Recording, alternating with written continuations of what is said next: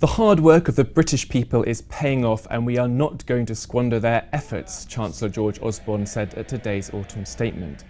So what are the British people getting in their pockets? Jonathan Eley, the FT's personal finance editor, joins me to discuss Mr Osborne's announcements. Jonathan, thanks for joining me. The issue that's perhaps caused the biggest stir has been this announcement in state pensions. Who are the losers here? Well, in the short term, there aren't any losers. So the state pension age was already due to rise from 65 to 66 in 2020 and to 67 in 2028. And those things don't change. That's still going to go ahead. What happens after that is that the age will rise progressively to 68 and 69. We don't know exactly when, but it will be around 10 years earlier than was previously indicated. So from 2046 brought forward to around 2036, mid-2030s. The losers from that, in a word, the young. Anybody who's sort of under 40 now is going to be affected.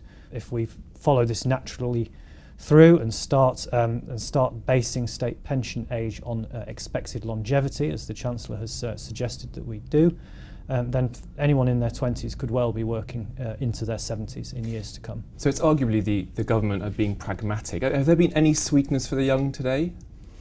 Not really, no. I think that's one of the interesting political angles of this is that sort of yet more of the burden of increased longevity appears to be shifting towards younger people, and yet the benefits that some older people enjoy, such as free bus passes, free television licences for the over 75s, winter fuel allowances, all of those remain untouched, it seems, for now.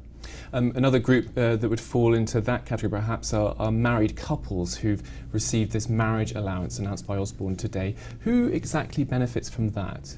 The marriage allowance is confirmation of an existing policy commitment, and it's a Conservative totem. This one, the Conservatives have long pledged that they want to recognise marriage in the tax system, and this is a way of doing so. Basically, what they're saying is that if you are a basic rate taxpayer and you have a non-working partner, you can, from next year or 2015, can transfer £1,000 of your tax allowance to your partner. Very hard to say exactly how many people will benefit from that, because it's all enmeshed in all these other changes to the tax and benefit system. It's very complicated. It is very complicated. If you're a family where you have one person who is a higher rate taxpayer, then this is of no consequence to you. You will not receive any benefit. Even if you are a basic rate taxpayer, you may receive some benefit, but that benefit may be offset by changes, for instance, to the working tax credit or to the child benefit. Now, the other big issue, of course, is property, concerns about bubbles, etc. What's been the news there? I think anyone looking for any kind of a climb down on the Help to Buy scheme will have been disappointed by today's announcement that the government is clearly absolutely committed to that. In fact, George Osborne announced 2 more lenders participating in it today.